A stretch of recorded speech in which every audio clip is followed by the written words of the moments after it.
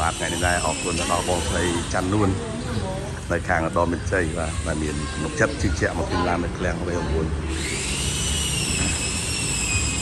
បងស្រីជូនពោហិហេងមកណាបាទសូមបាទសូមឲ្យមានលៀបមានជ័យដល់គ្នា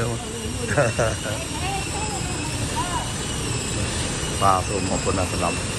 បងស្រីបងប្រុសបាទនៅខាងឧត្តមមានជ័យបាទមានទំនុកចិត្តជឿជាក់មកទិញឡាននៅឃ្លាំងវេ9បាទសូមគ្រប់ជូនពោបងក្រុមបងស្រីនិងក្រុមលោកតាធ្វើដំណើរសុខសប្បាយហេងមានលៀបមានជ័យស្ដីមកដល់ឃ្លាំងវេ9និងអតិថិជនទាំងអស់និងពុកម៉ែបងប្អូនទាំងអស់ផងដែរបាទ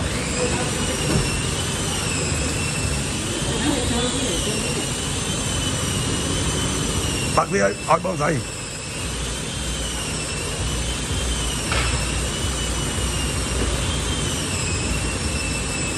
បាទជំរាបក៏សូមគោរពអរគុណយ៉ាងខ្លាំងដល់ពុកម៉ែបងប្អូនទាំងអស់និងហ្វេនពេកទាំងអស់និងអតិថិជនទាំងការនៅថ្មីបាទ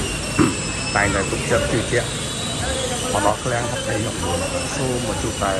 លៀបជ័យស្ដីសុខសប្បាយសុខចម្រើនទាំងអស់គ្នាបាទមានមកដល់ឃ្លាំង29ទាំងអស់គ្នាផងដែរបាទ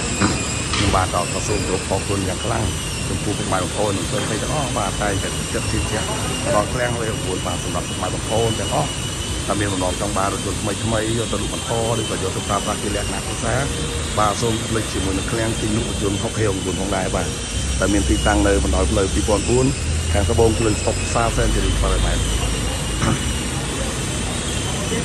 នេះ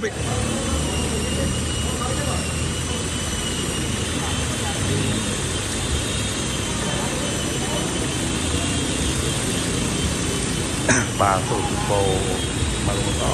សូមមកជួបតែសេចក្តីសុខសេចក្តីចម្រើនបាទទាំងអស់គ្នាផងដែរបាទ